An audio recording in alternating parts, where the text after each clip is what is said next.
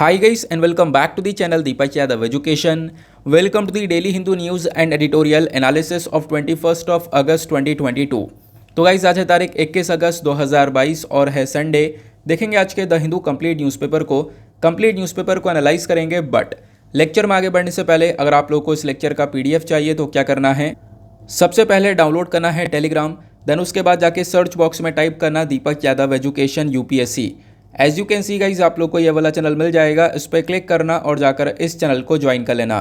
देखो अगर आप लोगों को इस तरीके से ये चैनल नहीं मिलता है तो नीचे डिस्क्रिप्शन बॉक्स में पीडीएफ लिंक के नाम से एक लिंक दिया गया है, जैसे आप उस पर क्लिक करोगे ये चैनल ऑटोमेटिकली ओपन हो जाएगा, इसको जाके ज्वाइन कर लेना। ज्वाइन करने से फ़ायदा क्या होगा, यहाँ पर डेली बेसिस पर लेक्चर का पीडीएफ मिल जाता है, डेली करंट अफेयर के वीडियो का पीडीएफ मिल जाता है और डेली बेसिस पर बहुत सारे डिजिटल नोट्स मिल जाते हैं। नाउ बढ़ते हैं आगे बढ़ने से पहले हमेशा की तरह हम लोग अपने लेक्चर को एक मैप के क्वेश्चन के साथ स्टार्ट करेंगे। तो आज आप सभी लोगों को मैप में जाकर देखना है स्कॉटलैंड को कहाँ पर है एग्जैक्टली लोकेटेड, अच्छे से मैप में देखना। देन उसके बाद आकर नीचे कमेंट सेक्शन में टाइप करना, जिससे कि आप लोग इसको लंबे समय तक याद रख पाओगे। साथ ही साथ एक क्वेश्चन सॉल्व करेंगे जो कि यूपीएससी प्रीवियस ईयर साल 2016 के प्रीलिम्स में पूछा गया था। डेली बेसिस पर हम लोग यहाँ पर एक प्रीवियस ईयर क्वेश्चन को भी सॉल्व करते हैं। क्वेश्चन क्या बोलता है, स्वदेशी और बॉयकॉट इन दोनों को as a method of struggle adopt किया गया था, लेकिन जब हम इसको पहली बार अडॉप्ट करे थे तो वो कौन सा समय चल रहा था। ऑप्शन ए, उस समय प्रोटेस्ट चल रहा था against the partition of Bengal. Option B, home rule movement का समय था। Option C, non cooperation movement, या फिर option D, visit of the Simon commission to India का समय था। तो इसका सही आंसर आप सभी लोगों को नीचे कमेंट सेक्शन में देना है। एटलीस्ट सभी को इसमें पार्टिसिपेट करना है, जैसे मैं आप लोगों से डेली बेसिस पर बोलता हूं। बाय द वे इसका जो करेक्ट आंसर है वो मैंने आप लोगों को टेलीग्राम पर पीडीएफ के अंदर प्रोवाइड करवा दिया है, वहां से भी चेकआउट कर सकते हो। अदरवाइज वहां पर आंसर नहीं मिलता है तो भी कोई परेशान होने की जरूरत नहीं है। वीडियो के लास्ट में इसके करेक्ट आंसर का डिस्कशन मैं आप लोगों के साथ में करने वाला हूँ। तो चलो शुभारंभ करते हैं और स्टार्ट करेंगे सबसे पहले थंबनेल वाले आर्टिकल के साथ में। तो जो आप लोगों ने थंबनेल के अंदर देखा है कि 37,000 फीट की ऊंचाई पर जो पायलट हैं वो सो गए प्लेन के अंदर, ये क्या ऐसी कोई फेक न्यूज़ वगैरह है क्या? नहीं, देखो एक बिल्कुल रियल न्यूज़ है। इसको बहुत ज़्यादा कवरेज मिल चुका है, बहुत सारे न्यूज़ आर्टिकल पब्लिश हो चुके हैं। आपको एक आर्टिकल ये देखने को मिलेगा, तो हिंदुस्तान टाइम्स का आर्टिकल है, यहाँ पर मेंशन किया गया कि 37,000 फीट की ऊंचाई पर होता क्या है, दोनों पायलट यहाँ पर सो जाते हैं। अब इसी की वजह से जो इथियोपियन एयरलाइंस है वो इन पायलट को सस्पेंड कर देती है। देखो इंपॉर्टेंट बात क्या है, ये जो प्लेन है ना ये इथियोपियन एयरलाइंस का है। ये प्लेन कहाँ से कहाँ तक जा रहा था, तो यहाँ पे मेंशन किया गया है सूडान की जो कैपिटल है खार्टूम, वहाँ से ये प्लेन जा रहा था एडिस अबाबा तक। एडिस अबाबा जो कि इथियोपिया की कैपिटल है, तो सूडान की कैपिटल से इथियोपिया की कैपिटल तक ये प्लेन ट्रैवल कर रहा था। लेकिन होता यह है कि इस प्लेन के अंदर जो दोनों पायलट इस प्लेन को चला रहे होते हैं, ये ऑटो पायलट पर छोड़कर दोनों पायलट सो जाते हैं। अब सोने के बाद यहाँ पर होता यह है कि एडिस अबाबा प्लेन पहुँचता तो है लेकिन लैंड नहीं कर पाता है। ठीक है ना, ये बातें यहाँ पर बताई गई हैं। अब देखो क्योंकि लैंडिंग के अंदर ऑटो पायलट का ऑप्शन नहीं है, कुछ में देखने को मिलता है कुछ में नहीं देखने को मिलता, लेकिन यहाँ पर ये जो प्लेन है वो लैंड नहीं कर पाता है और यहाँ पर एक चक्कर मार लेता है, राउंड मार लेता है। अब जब देखो जो टाइम होता है ना, जब वो पूरा हो जाता है कि हाँ यहाँ पे लैंड करना था, इसका एक पर्टिकुलर टाइम पीरियड है, तो ऑटो पायलट यहाँ पर ऑफ हो जाता है, डिस्कनेक्ट हो जाता है। और ऑटो पायलट जैसे ही डिस्कनेक्ट होता है, वहाँ पे जो कॉकपिट है, कॉकपिट मतलब वो वाला जो पोर्शन जहाँ पे पायलट बैठे हुए हैं पूरे प्लेन को चला रहे हैं, तो उसके अंदर अलार्म बजना स्टार्ट होता है। और जैसे वो अलार्म बजता है देन उसके बाद वो जो पायलट हैं उनकी नींद खुलती है, तो दोनों के दोनों पायलट यहाँ पर सो जाते हैं। तो ये चीज़ें यहाँ पर बताई गई, आई होप आपको यहाँ पे समझ में आया होगा। तो यहाँ पर मेंशन किया गया कि जो एटीसी है, एयर ट्रैफिक कंट्रोल, इन्होंने बहुत बार कोशिश करी कि हम इस प्लेन से कांटेक्ट बना सकें, इन पायलट से बातचीत कर सकें, बट यहाँ पर पॉसिबल ही नहीं हो पाया, इनका कनेक्शन ही नहीं हो पाया वहाँ से। देन उसके बाद हम लोग ये देखते हैं कि ये जो प्लेन है वो इस एयरपोर्ट पर लैंड नहीं करता है। उसके बाद एक वार्निंग वाली सिचुएशन जाती है, लेकिन ऑटो पायलट का जैसे ही टाइम पीरियड ऑफ होता है उसके बाद में अलार्म बजना स्टार्ट होता है कॉकपिट के अंदर, देन पायलट जगते हैं, देन उसके बाद यहाँ पर इस प्लेन की लैंडिंग करवाई जाती है। ठीक है ना, तो ये बात यहाँ भी बताई गई। अच्छा, जब यहाँ पर इसके पीछे का रीज़न देखने की कोशिश करी गई तो यहाँ पे एक कॉन्सेप्ट आता है पायलट फटीग का। ठीक है ना, पायलट फटीग मतलब समझते हो ना, यानी कि थकान हो जाना, ये यहाँ पर आपको देखने को मिलेगा। तो पायलट फटीग क्या है, थकान बहुत ज़्यादा हो जाती है जब हवा में ट्रैवल करते हैं। तो इसका एक सोल्यूशन भी यहाँ पर बोला गया है, ये है कि जब कोई पायलट ट्रैवल कर रहा है, देखो इसी वजह से दो पायलट रखे गए, एक सोएगा तो एक जगेगा, दोनों साथ में नहीं सो सकते, दोनों साथ में सोएंगे तो ऑब्वियस सी बात है, ये आपको पता ही है कि प्रॉब्लम क्रिएट होगी। लेकिन ऑटो पायलट पर देखो कोई इतने कंसर्न वाली बात नहीं है, ऑटो पायलट पर छोड़ा जा सकता है, इसीलिए यहाँ पर बनाया गया है। और फॉर्चुनेटली कोई भी इशू क्रिएट नहीं हुआ, कोई भी प्रॉब्लम क्रिएट नहीं हुई है, ऐसा भी यहाँ पर आपको आर्टिकल के अंदर देखने को मिलेगा, जो कि बहुत अच्छी बात है। लेकिन यहाँ पर देखो हवा में ट्रैवल करते करते ना, चाहे 2 घंटा भी ट्रैवल करो तो उसके बाद भी, या 3 घंटा भी ट्रैवल करो तो नींद आने लगती है। लेकिन यहाँ पे जो पायलट हैं उनका जो सफ़र है वो काफ़ी लंबा हो जाता है, उनको बहुत लंबा ट्रैवल करना पड़ता है। तो इसके लिए यहाँ पे बोला गया कि 40-40 मिनट की यहाँ पर बीच में नींद ली जा सकती है। 40 मिनट्स की अगर नींद लेते हैं तो फिर इससे वापस से एनर्जी यहाँ पे बॉडी के अंदर देखने को मिलेगी। लेकिन यहाँ पर दिक्कत ये थी कि दोनों के दोनों पायलट साथ में सो गए थे। क्लियर हो गया? आई होप आपको यहाँ पर ये पूरा का पूरा इशू समझ में आ चुका है। बहुत ज़्यादा चर्चा में था तो मैंने सोचा चलो इसको डिस्कस कर लेते हैं, एक थंबनेल ऐसा बनाना तो था ही, ये आर्टिकल डिस्कस कर लिया। चलते हैं नेक्स्ट आर्टिकल की तरफ। लेकिन आगे बढ़ने से पहले वीडियो पे जो लाइक का बटन है मेक श्योर करना उसको दबा देना। देखो एक सपोर्ट चाहिए होता है, वीडियो तभी आगे ग्रो करता है। तो यहाँ पर बस खाली एक छोटा सा टारगेट है कि 5K प्लस लाइक्स आप लोग को पहुँचाने हैं। साथ ही साथ में मेरे साथ में इंस्टाग्राम पे कनेक्ट हो सकते हो। इंस्टाग्राम की आईडी है दीपक यादव एजुकेशन, जाके आप लोग यहाँ पे सर्च करोगे आपको ये आईडी मिल जाएगी। यहाँ पे भी आप लोग मेरे साथ में पर्सनली कनेक्ट कर सकते हो। देन उसके बाद में पेज नंबर 1 पर एक बहुत ही ज़्यादा इंपॉर्टेंट आर्टिकल आता है। पहले हेडिंग क्या है मैं आप लोग को बता देता हूँ, क्योंकि काफ़ी सारे लोग बोलते हैं सर एक बार पहले हेडिंग पढ़ के बता दिया करो कि हेडिंग में क्या है। हेडिंग यहाँ पर बोलता है warning label most effective in identifying harmful nutrients. अब समझने की कोशिश करना, इसको एक एक करके चीज़ों को समझते हैं। रिसेंटली यहाँ पर एक स्टडी कंडक्ट करी गई और उस स्टडी के अंदर बोला गया कि जो हेल्थ स्टार रेटिंग सिस्टम है ना, ये ज़्यादा अच्छा नहीं है, इससे अच्छा सिस्टम वार्निंग लेबल वाला है। अब मतलब क्या समझते हैं। मान लो कोई भी आप लोग एक प्रोडक्ट को परचेज़ करते हो, कुछ भी आप लोगों ने खाने पीने की चीज़ें परचेज़ करी। अब खाने पीने की चीज़ें जब हम लोग परचेज़ करते हैं, अगर हेल्थ कॉन्शियस हो, हेल्थ का ध्यान में रखते हो, तो उस पर अच्छे से चीज़ों को पढ़ोगे। यार इसमें शुगर तो ज़्यादा नहीं है या सॉल्ट तो ज़्यादा नहीं है ना, मेरे शरीर के हिसाब से ज़्यादा ना हो जाए, तो वो सारी चीज़ें आप लोग रीड करने के बाद में उसको परचेज़ करोगे। लेकिन यहाँ पर क्या होता है ना कि इसी चक्कर में, क्योंकि वहाँ पे कोई इतनी प्रॉपर चीज़ें मेंशन नहीं है, और प्रॉपर जब चीज़ें मेंशन नहीं है तो इसी चक्कर में इंडिया के अंदर जो ओबेसिटी वगैरह वाली सिचुएशन है वो लगातार बढ़ रही है, मोटापे की सिचुएशन लगातार बढ़ रही है। क्योंकि यहाँ पर ये जो प्रोडक्ट्स हैं, जो आइटम्स बिक रहे हैं, इनके अंदर जो हार्मफुल न्यूट्रिएंट्स हैं, हार्मफुल मतलब जो खतरनाक न्यूट्रिएंट्स आपको देखने को मिलेंगे, जो कि आपके बॉडी को बहुत ज़्यादा नुकसान करते हैं। तो ये जो न्यूट्रिएंट्स हैं ना, हार्मफुल वाले न्यूट्रिएंट्स, ये भी यहाँ पर लोग देख रहे हैं। इसके बारे में ज़्यादा कुछ मेंशन नहीं है प्रोडक्ट के ऊपर, इस वजह से लोग परचेज कर ले रहे हैं। लेकिन इसी के लिए रिसेंटली आपको पता होगा एक कॉन्सेप्ट लेकर आया गया था FOPL का, यानी फ्रंट ऑफ पैकेज लेबलिंग। इसका मतलब यह है कि कोई भी आइटम परचेज करेंगे तो उसके फ्रंट पर यहाँ पर एक हेल्थ स्टार रेटिंग सिस्टम होगा। और उस स्टार रेटिंग सिस्टम के अंदर मतलब जैसे कि मान लो एक पैकेट है, एक ये चिप्स का पैकेट है, अब इसके अंदर क्या होगा, 5 में से स्टार दिए जाएंगे, 5 में से समझ लो 1 स्टार दिया गया, तो इसका मतलब ये प्रोडक्ट काफ़ी ज़्यादा ख़राब है, ठीक है ना। इसके अंदर बहुत सारी हार्मफुल न्यूट्रिएंट्स हैं। अब 5 में से किसी में 4 स्टार होंगे या 5 स्टार होंगे तो मतलब वो प्रोडक्ट काफ़ी अच्छा है। तो यह हेल्थ स्टार रेटिंग सिस्टम को लेकर आया गया था। लेकिन एक स्टडी यहाँ पर कंडक्ट होती है, वो ये बोलती है कि हेल्थ स्टार रेटिंग सिस्टम से भी ज़्यादा अच्छा वार्निंग लेबल वाला सिस्टम है। क्योंकि यहाँ पर दुनिया भर की बहुत सारी जो कंट्रीज़ हैं वो आज के टाइम पर वार्निंग लेबल वाला सिस्टम यूज़ करती हैं। सर क्वेश्चन ये है कि वार्निंग लेबल सिस्टम क्या है। देखो वार्निंग लेबल सिस्टम में डायरेक्टली वार्निंग दी जाएगी कि इसमें इतना इतना ये चीज़ें यहाँ पर मिली हुई हैं, ठीक है ना, इतना सोडियम है, इतनी ये चीज़ें, इतना शुगर लेवल है, ये सारी चीज़ें डायरेक्टली यहाँ पर मेंशन की जाएगी, यानी वार्निंग दी जाएगी कोई भी अगर हार्मफुल न्यूट्रिएंट होगा तो, ठीक है ना। तो अगर कोई हेल्थ कॉन्शियस है और हेल्थ के हिसाब से अगर चीज़ों को चूज़ कर रहा है, उनको खा रहा है, अपनी डाइट को मेंटेन कर रहा है, तो यहाँ पर वो आराम से जो है ना उन प्रोडक्ट को क्लासीफाई कर पाएगा चीज़ों के अंदर। क्लियर हुआ। तो एक नई स्टडी यहाँ पर होती है, मैंने आपको बताया, जहाँ पे बोला गया वार्निंग लेबल सिस्टम अगर फूड पैकेट के ऊपर अगर हम लोग लगा दें तो ये एक बहुत अच्छा तरीका है। इससे जो कंज्यूमर्स हैं वो प्रॉपरली आइडेंटिफाई कर पाएंगे उनके खाने के अंदर शुगर बहुत ज़्यादा है, सोडियम बहुत ज़्यादा है, ठीक है ना। तो इससे यहाँ पे पता चल जाएगा। लेकिन जो पुराना वाला सिस्टम था हेल्थ स्टार रेटिंग सिस्टम, जिसके बारे में हम लोग चर्चा भी कर रहे हैं लगातार, तो ये सिस्टम ज़्यादा अच्छे हैं नहीं, ऐसा भी यहाँ पर बोला गया।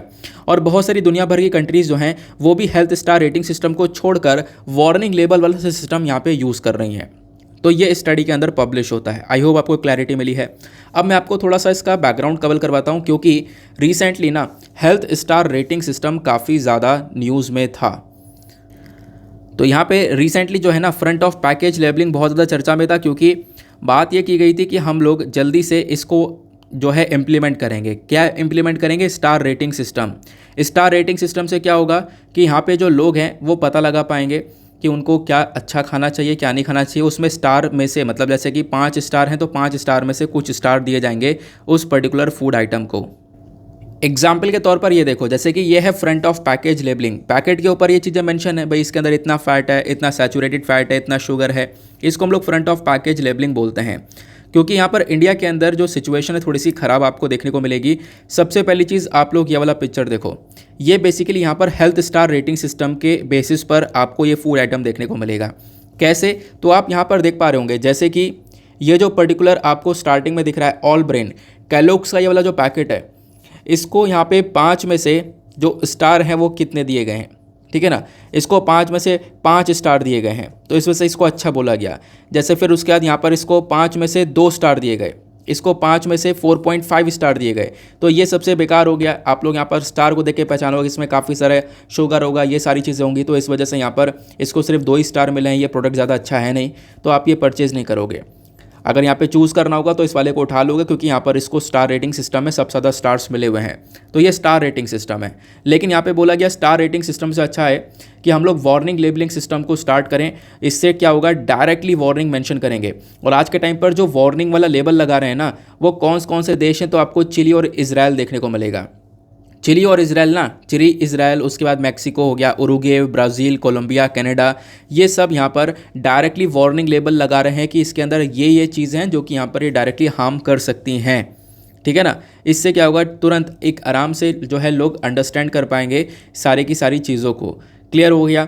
देखो ये सब इसलिए किया जा रहा है क्योंकि हमारे यहाँ पर करेंट टाइम पर जो ये स्नैक्स कंज्यूम करे जा रहे हैं, जो फूड आइटम्स कंज्यूम करे जा रहे हैं, इसमें ना जैसा कि हमारे लिए एक लिमिट सेट होती है, डेली बेसिस पर एक वैल्यू होती है कि भाई आपको इतना यहाँ पे खाना है।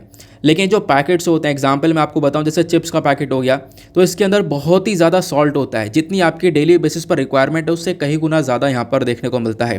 तो एक लिमिट से ज़्यादा होता है, जिसकी वजह से इंडिया के अंदर जो ओबेसिटी है, मोटापा बढ़ रहा है। रिसेंटली आज से 2 महीने पहले मैंने आपको पढ़ाया भी था, उसका थंबनेल भी लगाया था कि जो हमारा नेशनल फैमिली हेल्थ सर्वे है, इसकी रिपोर्ट आती है और बताया गया इंडिया के अंदर ओबेसिटी जो है वो इंक्रीज़ होता हुआ नज़र आ रहा है इन food items, package food items की वजह से। बहुत सारा जंक फूड आज के टाइम पर इनका कंजम्पशन हो रहा है, ठीक है ना। तो आई होप आप लोग यहाँ पे काफ़ी अच्छे से सारा का सारा चीज़ ये समझ में आ चुकी है। चलते हैं आगे, नेक्स्ट आर्टिकल पर आते हैं। आपको ये आर्टिकल देखने को मिलेगा, यहाँ पर क्या मेंशन किया है कि जो हमारे जो कॉमर्स मिनिस्टर हैं पीयूष गोयल साहब, इनका एक स्टेटमेंट है। इन्होंने बोला है कि जो हमारा टेक्सटाइल इकोसिस्टम है ना, जो कपड़ा वाली इंडस्ट्री जो देखने को मिलेगी, टेक्सटाइल इकोसिस्टम, ये लगभग आने वाले 5 से 7 सालों में $250 बिलियन तक पहुंच सकता है। तो $250 बिलियन तक की इंडस्ट्री पहुंच सकती है, ये इकोसिस्टम रीच कर सकता है आने वाले 5 से 7 सालों के अंदर, ऐसा बोला गया। और कहीं ना कहीं जो इंडिया का टारगेट है कि आज के टाइम पर हम लोग एक डेवलपिंग कंट्री हैं, हम लोगों को एक डेवलप्ड कंट्री बनना है, तो डेवलप्ड कंट्री बनने में एक बहुत अच्छा रोल प्ले कर सकता है ये टेक्सटाइल इकोसिस्टम, ठीक है ना। अब यहाँ पर देखो ये सारी बातें बोली जाती हैं। जो एशियन टेक्सटाइल कॉन्फ्रेंस हुआ था ना रिसेंटली, इस कॉन्फ्रेंस को ऑर्गेनाइज़ किया था, तो इसी कॉन्फ्रेंस के अंदर ये सारी चीज़ें डिस्कस की गई थी। प्लस उसके बाद में मेंशन किया गया कि करेंट टाइम पर भी अगर हम लोग देखें तो भारत का जो ये टेक्सटाइल इंडस्ट्री है, टेक्सटाइल इकोसिस्टम है, वो काफ़ी अच्छी तरीके से ग्रो कर रहा है। बस थोड़े से काम की ज़रूरत है और आने वाले टाइम पर ये बहुत बड़ा मार्केट बन सकता है। इंडिया इससे काफ़ी कुछ अचीव कर सकता है, ऐसा यहाँ पर बोला जाता है, ठीक है ना। तो इसको हमने समझा। अब है क्या ना कि इस आर्टिकल का आपको थोड़ा सा बैकग्राउंड पढ़ना होगा। ये तो आप लोगों ने न्यूज़ समझ लिया। अब डायरेक्टली क्या इसमें से क्वेश्चन बन सकता है? कोई भी क्वेश्चन नहीं बन सकता, लेकिन करना क्या, इसका बैकग्राउंड पढ़ लेना है। बैकग्राउंड मतलब कि जो हमारा टेक्सटाइल सिस्टम है, टेक्सटाइल इंडस्ट्री है भारत के अंदर, वो किस प्रकार से ग्रो करती है, कहाँ पर स्टैंड करती है, क्योंकि आपको ये मेंस और प्रीलिम्स दोनों में हेल्प करता हुआ नजर आएगा। अब देखो जो ये टेक्सटाइल और गारमेंट इंडस्ट्री है ना भारत के अंदर, ये एक लेबर इंटेंसिव सेक्टर है। बहुत सारी जो लेबर्स है यहाँ पर वो काम कर रही है। इस पर्टिकुलर सेक्टर के अंदर लगभग 45 मिलियन जो पीपल हैं वो आज के टाइम पर एम्प्लॉयड हैं। देखो भारत के अंदर एक सबसे बड़ा सेक्टर है एग्रीकल्चर सेक्टर, सेक्टर जहाँ पर सबसे ज़्यादा लोगों को रोज़गार मिला हुआ है, उस पर्टिकुलर सेक्टर के अंदर लोग इन्वॉल्व हैं।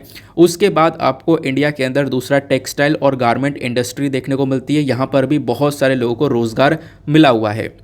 तो इंडिया का जो टेक्सटाइल सेक्टर है ये एक सबसे पुरानी इंडस्ट्री आपको देखने को मिल जाती है हमारी पूरी इकोनॉमी के अंदर में। यहाँ पे हम लोग पुराने टाइम की बहुत सारी स्किल्स वगैरह का इस्तेमाल करते हैं। अभी यहाँ पर जब हम लोग टेक्सटाइल सेक्टर की बात करते हैं तो इन इंडस्ट्रीज़ को दो जगह पर हम लोग डिवाइड कर देते हैं। एक होता है अनऑर्गेनाइज सेक्टर और एक होता है ऑर्गेनाइज सेक्टर। जब बोलते हैं अनऑर्गेनाइज सेक्टर तो नाम से ही पता चल रहा है कि देखो यहाँ पर जो मेथड वगैरह है, यानी कि जो भी कपड़ा बनाने का तरीका यूज़ किया जा रहा है वो बहुत पुराना है, ठीक है ना। पुराने ज़माने के मशीन्स का इस्तेमाल किया जा रहा है, पुराने मेथड्स का इस्तेमाल किया जा रहा है, हाथ से बुनाई कढ़ाई की जा रही है। तो ये अनऑर्गेनाइज सेक्टर है। एक है ऑर्गेनाइज सेक्टर। ऑर्गेनाइज सेक्टर के अंदर क्या हो रहा है, नई नई मॉडर्न मशीन्स का इस्तेमाल हो रहा है, नई टेक्निक्स का इस्तेमाल हो रहा है, ठीक है ना। यहाँ पर हम लोग बड़े बड़े जो मशीन्स हैं उसकी हेल्प से हम लोग यहाँ पर जो ये प्रोडक्ट्स हैं उनको बना रहे हैं। तो ऑर्गेनाइज सेक्टर और अनऑर्गेनाइज सेक्टर के बारे में आपको समझ में आ गया। तो टेक्सटाइल सेक्टर आज के टाइम पर दो सेक्टर्स में बटा हुआ है।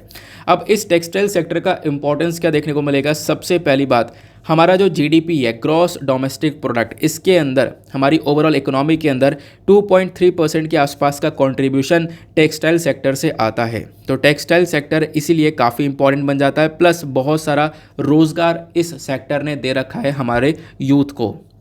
फिर उसके बाद में इंडिया जो है छठा लार्जेस्ट प्रोड्यूसर है टेक्निकल टेक्सटाइल्स का। ध्यान रखना, जो हमारी टेक्निकल टेक्सटाइल्स है, टेक्निकल टेक्सटाइल्स यहाँ पर क्या होती हैं, ऐसे कपड़े जो कि यहाँ पर यूज़ करे जा रहे हैं अलग अलग इंडस्ट्रीज़ में, ऑटोमोबाइल में, गाड़ी के अंदर जो उसकी सीट हो गई, सीट बेल्ट हो गई, उन चीज़ों के अंदर, एग्रीकल्चर में, हेल्थ केयर में, है ना, इंडस्ट्री के सेफ्टी के लिए। तो इन सब चीज़ों पर, इन सारी जगह पर जब हम लोग यहाँ पर काफ़ी सारे प्रोडक्ट का यूज़ कर रहे हैं, वो बेसिकली यहाँ पर कपड़े का यूज़ हो रहा है, तो वो बेसिकली यहाँ पर टेक्निकल टेक्सटाइल के अंदर में आता है। क्लियर हो गया। तो टेक्निकल टेक्सटाइल्स वो यहाँ पर टेक्सटाइल्स है जिसका use automobile, civil engineering, construction, agriculture, health care के अंदर आपको देखने को मिलेगा। तो इंडिया जो है काफ़ी सारा प्रोडक्शन करता है टेक्निकल टेक्सटाइल का, प्लस भारत जो है आप कह सकते हो सेकेंड लार्जेस्ट प्रोड्यूसर है सिल्क का। दुनिया भर में अगर हम लोग देखें तो बहुत सारा सिल्क का प्रोडक्शन हम लोग करते हैं। अब होता क्या है कि ये जो टेक्सटाइल सेक्टर है, आपने देखा कि कितना बड़ा सेक्टर है, इंडिया के लिए कितना इंपॉर्टेंट है, ये भी क्लियर हो गया। नेक्स्ट इंपॉर्टेंट बात यह आती है कि इस सेक्टर के अंदर काफ़ी सारे चैलेंजेस, बहुत सारी प्रॉब्लम्स देखने को मिलती हैं। अब वो प्रॉब्लम्स क्या क्या हैं, सबसे पहली प्रॉब्लम है हाईली फ्रेगमेंटेड। इसका मतलब क्या है कि ये जो टेक्सटाइल इंडस्ट्री है ना, यहाँ पे आप देखोगे तो अनऑर्गेनाइज्ड वाली जो चीज़ें हैं वो आपको ज़्यादा देखने को मिलेगी। लोगों के पास में ज़्यादा सुविधाएं नहीं है, पुराने ज़माने के मेथड्स का इस्तेमाल कर रहे हैं, पुराने ज़माने के मशीनरीज का इस्तेमाल किया जा रहा है, तो ओल्ड मेथड ज़्यादातर यहाँ पर यूज़ होता हुआ नज़र आएगा। तो हाईली फ्रेगमेंटेड के बाद दूसरा आउटडेटेड टेक्नोलॉजी, मैंने आपको ऑलरेडी बता दिया है। देखो, आउटडेटेड टेक्नोलॉजी का मतलब वही है कि हम लोग पुराने ज़माने की टेक्नोलॉजी को आज के टाइम पर भी यूज़ कर रहे हैं। बहुत कम ही सेक्टर्स ऐसे देखने को मिलेंगे जहां पर अपनी नई मशीन्स आ चुकी हैं, तो ये भी एक प्रॉब्लम नज़र आती है। फिर उसके बाद में टैक्स का स्ट्रक्चरल इशू आता है, यानी कि अब जीएसटी लगा दी जाएगी तो जीएसटी के बेसिस पर जो गारमेंट्स है वो और ज़्यादा एक्सपेंसिव हो जाते हैं और ज़्यादा महंगे हो जाते हैं। तो जीएसटी लगाई गई, इससे क्या हुआ, जो गारमेंट्स है, जो कपड़े, वो और ज़्यादा एक्सपेंसिव हो गए। अब इससे यहाँ पर डोमेस्टिक मार्केट के अंदर ये टिक नहीं पाते हैं क्योंकि इनकी कॉस्ट काफ़ी ज़्यादा बढ़ जाती है। फिर उसके बाद में आज के टाइम पर जो एक्सपोर्ट है ये भी काफ़ी हद तक कम हो चुका है। आप देखोगे पिछले 6 सालों के अंदर एक्सपोर्ट हम लोगों का लगातार एक ही जगह पर टिका हुआ है, एक्सपोर्ट वो बढ़ता हुआ नज़र नहीं आ रहा है, तो यहाँ पर भी ज़्यादा फ़ायदा नहीं आ रहा। उसके बाद में जो फॉरेन इन्वेस्टमेंट है, यानी बाहर से जो इन्वेस्टमेंट आता है वो भी बहुत ज़्यादा कम आता है। इनफैक्ट आप कह सकते हो बहुत कम देखने को मिलता है, जिसकी वजह से ये जो टेक्सटाइल इंडस्ट्री है वो काफ़ी सारी प्रॉब्लम्स को फेस करती है। क्लियर हो गया। अब हमारे मिनिस्टर ने, कॉमर्स मिनिस्टर ने बोला यह है कि जो ये टेक्सटाइल इंडस्ट्री है इसका हम लोग एक अच्छा यूज़ कर सकते हैं अलग अलग कंट्रीज़ के साथ में फ्री ट्रेड एग्रीमेंट करके। भारत ने ऑलरेडी बहुत सारे फ्री ट्रेड एग्रीमेंट कर रखे हैं और फ्री ट्रेड एग्रीमेंट करने का एजेंडा यही है कि हम लोग इससे अपनी इकोनॉमी को पूरी तरह से ग्रो कर सकें। अब इससे क्या होगा, देखो दुनिया भर कंट्रीज़ के साथ में हमने फ्री ट्रेड एग्रीमेंट कर रखा है, तो इसके मामले में जब फ्री ट्रेड एग्रीमेंट होगा तो इससे जो व्यापार है टेक्सटाइल का वो काफ़ी ज़्यादा बढ़ेगा। इंडिया को बहुत ज़्यादा मदद मिलेगी अपनी इकोनॉमी को, या फिर अपना जो गोल है डेवलप्ड कंट्री बनने का, उसको अचीव करने में। देन एक आर्टिकल आपको यहाँ पर ये देखने को मिलेगा, इस वाले आर्टिकल को आप लोग जीएस पेपर नंबर 3 एनवायरमेंट से रिलेट कर पाओगे। मेंशन किया जा रहा है कि दिल्ली के अंदर जो कोल है, अब ये एक तरीके से सबसे ज़्यादा पोल्यूटेड शहर आपको देखने को मिलेगा पूरे दुनिया भर में। तो यहाँ पर ये रिपोर्ट, ये स्टडी पब्लिश होती है कि हाँ, दिल्ली जो है एक मोस्ट पोल्यूटेड सिटी बन चुका है पूरे वर्ल्ड में। और कैपिटल की बात करें तो मोस्ट पोल्यूटेड कैपिटल भी है। साल 2019 का जब आप लोग डेटा देखते हो ना, तो साल 2019 में देखो जो PM 2.5 था, यानी कि जो पर्टिकुलेट मैटर, जो छोटे छोटे कंकड़ के टुकड़े हैं, यानी कि अगेन वो पोल्यूशन की बेसिस पर हम समझ सकते हैं, जो पोल्यूशन था साल 2019 में, इसमें टॉप 10 जो शहर थे ना साल 2019 में, इसमें टॉप पर बीजिंग था, चाइना के अलग अलग शहर थे, 2 शहर आ गए, यूक्रेन था, फिर उसके बाद में इंडोनेशिया था, फिर उसके बाद में इंडिया का नंबर काफ़ी बाद आता था। लेकिन अब यहाँ पे जब आप लोग देखते हो कि करेंट टाइम पर जो नई स्टडी आई है, इसके अंदर टॉप 10 के अंदर इंडिया जो है वो बिल्कुल टॉप पर आ चुका है। दिल्ली आ चुका है टॉप पर, फिर दिल्ली के साथ यहाँ पर दूसरे नंबर पर कोलकाता आपको टॉप पर देखने को मिलेगा। यहाँ पर सबसे ज़्यादा पोल्यूशन है, एयर पोल्यूशन की बात की जा रही है। 2019 से कंपैरिजन करें तो अभी 2022 के अंदर लगातार पोल्यूशन बढ़ रहा है। तो 2019 में अगर इंडिया 5वें 6ठे नंबर पर आता था, तो अब यहाँ पर टॉप 10 मोस्ट पोल्यूटेड शहरों में से अब टॉप पर दिल्ली आ रहा है। तो ये एक कहीं ना कहीं प्रॉब्लम वाली बात है। और पता है होता क्या है, जो ये PM 2.5 है, PM 2.5 मतलब छोटे छोटे जो पार्टिकुलेट मैटर हैं, छोटे छोटे जो कंकड़ के टुकड़े हैं। अब हम लोग क्या करते हैं, सांस लेते हैं, ये बहुत ही छोटा है, हमारा जो बाल है ना, उस बाल से भी बहुत ज़्यादा छोटा ये देखने को मिलता है। अब होता यहाँ पर यह है कि ये जो PM 2.5 है, ये अगर हमारी बॉडी के अंदर चला जाए, हम लोग जब सांस लेते हैं तो बॉडी के अंदर जाता है, और बॉडी के अंदर जब जाएगा ना, तो हमारे रेस्पिरेटरी सिस्टम को पूरी तरह से डैमेज करेगा। होता यहाँ पर यह है कि जो ये PM 2.5 है, इसी को लेकर ये पर्टिकुलर डेटा दिया गया है। तो PM 2.5 पहले दिल्ली के अंदर काफ़ी कम हुआ करता था, अब यहाँ पर बहुत ज़्यादा है, और इसी की वजह से बहुत सारी डेथ भी होती हैं। दुनिया भर में बहुत सारी डेथ आपको देखने को मिल जाती हैं। लगभग आप कह सकते हो कि देखो 4.1 मिलियन के आसपास डेथ देखने को मिल जाएंगी PM 2.5 एक्सपोजर की वजह से। तो इतना खतरनाक होता है पर्टिकुलेट मैटर 2.5। क्लियर हुआ। तो पोल्यूशन की बात मैंने आप लोगों से यहाँ पर करी है। तो पोल्यूशन की रिपोर्ट रिसेंटली भी आई थी, और जहाँ पर बताया गया था इंडिया अगेन टॉप पर था। पिछले कुछ टाइम से भारत, खासकर जो दिल्ली है, वो यहाँ पर टॉप पर आ रहा है पोल्यूशन के मामले में। अब जब हम लोग बात करते हैं एयर पोल्यूशन की, तो इससे संबंधित मैं आपको एक डेटा दे रहा हूँ जो कि बहुत इंपॉर्टेंट है, अपने पास में लिख कर रख सकते हो। जो मेजॉरिटी ऑफ डेथ हो रही हैं पोल्यूशन से संबंधित, वो एयर पोल्यूशन से हो रही हैं। यानी कि 16.7 lakh air pollution related death आपको इंडिया के अंदर देखने को मिल जाती हैं। अब जो 16.7 लाख डेथ हुई है ना, इसमें से लगभग 9.8 लाख के आसपास जो डेथ हुई हैं वो PM 2.5 पोल्यूशन की वजह से हुई हैं, यानी जो छोटे छोटे पर्टिकुलेट मैटर होते हैं इसकी वजह से हुई हैं। और 6.1 लाख जो हुई हैं वो हाउस होल्ड एयर पोल्यूशन की वजह से हुई हैं। तो यहाँ पर आप लोग ध्यान रख सकते हो कि PM 2.5 कितना ज़्यादा खतरनाक देखने को मिल रहा है। जो नंबर ऑफ़ डेथ हो रही है पोल्यूशन की वजह से, ये लगातार इंक्रीज़ हो रही हैं। इंडोर एयर पोल्यूशन भी हो रहा है, वाटर पोल्यूशन भी हो रहा है। पोल्यूशन देखो अलग अलग प्रकार के आपको देखने को मिल जाते हैं, लेकिन यहाँ पर स्पेसिफिकली हम लोग एयर पोल्यूशन के बारे में बात कर रहे हैं। अब इसी एयर पोल्यूशन का सोल्यूशन कोई निकल नहीं पा रहा है, क्योंकि अभी हम लोग एक डेवलपिंग कंट्री हैं, लगातार इंडस्ट्रीज चल रही हैं और बहुत ज़्यादा पोल्यूशन डेली बेसिस पर देखने को मिलता है। हालाँकि इस एयर पोल्यूशन को टैकल करने के लिए बहुत सारे स्टेप्स उठाए गए, लेकिन वो स्टेप्स इतने कारगर साबित हुए नहीं। जैसे मैं आप लोगों को बता दूं, प्रधानमंत्री उज्ज्वला योजना प्रोग्राम चलाया गया, जहां पे बोला गया घरों के अंदर जो लकड़ी कोयला जलाया जा रहा है उस पर खाना बनाया जा रहा है, क्योंकि लकड़ी कोयला जलाने के बाद उस पर अगर खाना बनता है तो उससे भी घर के अंदर बहुत पोल्यूशन हो रहा है और उससे भी जान जा रही है, खासकर बुजुर्ग लोगों की। तो यहाँ पर उस चीज़ को रिप्लेस करने के लिए यहाँ पर एक सिलेंडर देने के बारे में चर्चा की गई थी प्रधानमंत्री उज्ज्वला योजना प्रोग्राम के अंदर। तो इस प्रकार से एक इनिशिएटिव चलाया गया। ऐसे कई सारे इनिशिएटिव चलाए गए यहाँ पर। और उसके बाद यहाँ पर आप देख पाओगे एक नेशनल क्लीन एयर प्रोग्राम हमारा देखने को मिलेगा। फिर उसके बाद में commission for air quality management देखने को मिलेगा। ऐसे बहुत सारी बॉडीज़ है जो कि एयर पोल्यूशन को कंट्रोल करने के लिए काफ़ी सारे एफर्ट्स लगाती हैं, लेकिन आज के टाइम पर फिर भी इतना कुछ होने के बावजूद भी एयर पोल्यूशन जो है वो लगातार कंट्री के अंदर इंक्रीज़ हो रहा है। और 2019 के कंपैरिजन में करंट टाइम पर सिचुएशन क्या हो गई है ये आप लोग यहाँ पर देख सकते हो इस आर्टिकल के अंदर। क्लियर हुआ। नेक्स्ट आर्टिकल पर आते हैं। आज ना हिंदू के अंदर आर्टिकल थोड़े से कम हैं, अब जो भी हैं वो हम लोग डिस्कस कर रहे हैं। देखो हमारे हिंदू के अंदर आज संडे है, तो संडे में एडिटोरियल सेक्शन तो आता नहीं है। एडिटोरियल की जगह फ्रीक्वेंट आस्क्ड क्वेश्चंस आते हैं, FAQ वाला पेज आता है और एक साइंस एंड टेक वाला पेज आता है। तो साइंस एंड टेक पर एक आर्टिकल है, इसको डिस्कस करेंगे। उसके बाद FAQ पर आपको ये 3 आर्टिकल देखने को मिलते हैं, इसको डिस्कस करेंगे। लेकिन यहाँ पर ये जो तीनों आर्टिकल FAQ के ऊपर ये मतलब आपका रिवीजन ही होगा, क्योंकि ये आर्टिकल ऑलरेडी हम लोग सप्ताह के अंदर कवर कर चुका है। क्योंकि संडे में जो ये FAQ वाला पेपर आता है ये बेसिकली रिवीजन के बेसिस पर आता है, यानी कि पूरे सप्ताह के अंदर जो 3-4 बड़ी घटनाएं हुई होती हैं उनके बारे में कवर किया जाता है। जैसे रोहिंग्या वाला इशू था, कश्मीरी वोटर लिस्ट वाला इशू था, और उसके बाद में ये हमारा स्पोर्ट्स वाला जो इशू था। तो ये मेजर इशूज़ थे पिछले सप्ताह के, उनको यहाँ पर ये पब्लिश किया गया। ठीक है ना। तो यहाँ पे एक एक करके डिस्कस करेंगे। तो ये देखो, ये तो आपको पता ही होगा, फीफा वाला जो मुद्दा है ये आपको पता होगा, नहीं पता है तो आओ चलो मैं आपको बता देता हूँ। हुआ ये, रिसेंटली जो फीफा है इसने ना इंडिया को बैन कर दिया। इंडिया का जो AIFF है इसको बैन कर दिया। AIFF क्या है? यह है ऑल इंडिया फुटबॉल फेडरेशन।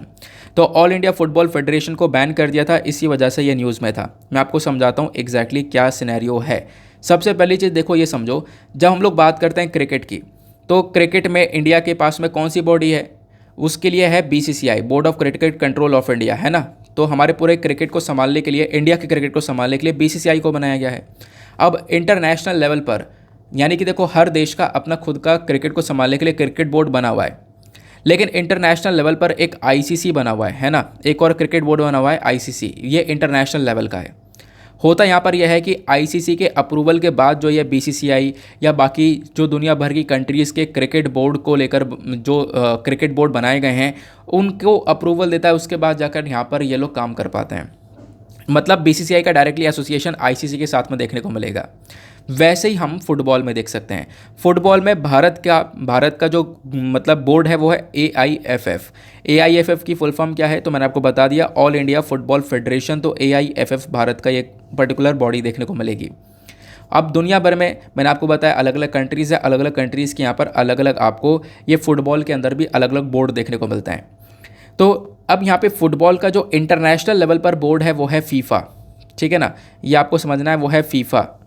तो फीफा समझ में आ गया। फीफा फुटबॉल को इंटरनेशनल लेवल पर यहाँ पर देखता है, और ये इंडिया की खुद की बॉडी है जो कि फुटबॉल को मैनेज करती है, जिसका नाम है AIFF। क्लियर हो गया।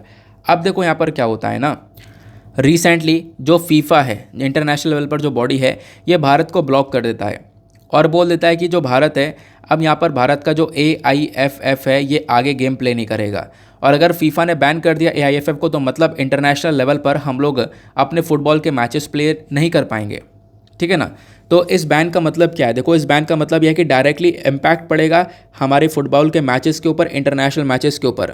ये जो बैन लगा इससे क्या इम्पैक्ट पड़ेगा? सबसे पहली बात, जो इंडिया का यहाँ पर आप देख पाओगे अलग अलग मैचेस होने थे, जैसे वेमेन अंडर-17 वर्ल्ड कप होना था, ये अक्टूबर में होना है, ये भारत नहीं खेल पाएगा। उसके बाद यहाँ पर मोहन बगान ये भी पार्टिसिपेट नहीं कर पाएंगे।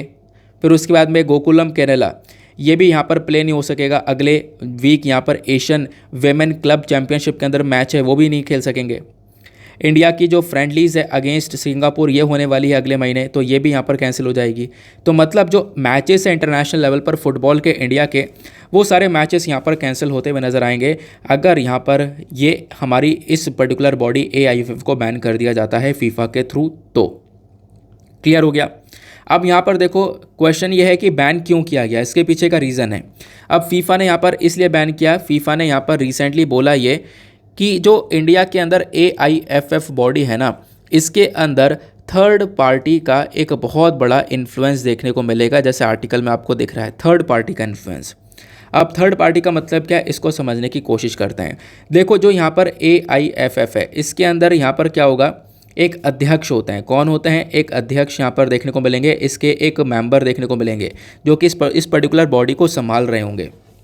अब ये जो कोई अध्यक्ष बनता है इस बॉडी का, तो उसको यहाँ पर मतलब जो मैक्सिमम बन सकता है वो 12 साल तक बन सकता है, या फिर एक टर्म जो है, मान लो यहाँ पर जैसे कि कोई व्यक्ति सेलेक्ट हुआ, कोई व्यक्ति अध्यक्ष बनता है इस बोर्ड का, तो वो 4 साल के लिए एक बार सर्व कर सकता है। अब 4 साल के लिए एक बार सर्व करने के साथ साथ फिर अगले साल फिर सर्व कर सकता है, अगले साल फिर सर्व कर सकता है। कहने का मतलब यह है कि लगातार 12 साल तक वो सर्व कर सकता है। 12 साल बाद यहाँ पर वो व्यक्ति इस AIFF का अध्यक्ष नहीं बनना चाहिए, उसको हटना पड़ेगा। लेकिन यहाँ पे जो करेंट टाइम पर आपको अध्यक्ष देखने को मिलेंगे AIFF के, तो जो प्रफुल्ल पटेल हैं, यहाँ पर आप देख पाओगे नाम आपको मेंशन देखने को मिलेगा, प्रफुल्ल पटेल। तो जो प्रफुल्ल पटेल हैं ये 2009 में यहाँ पर इसके अध्यक्ष बनते हैं और अभी 2022 तक इसके अध्यक्ष बने हुए हैं। अब जब यहाँ पर ये बात देखता है सुप्रीम कोर्ट के अंदर ये मैटर पहुँचा।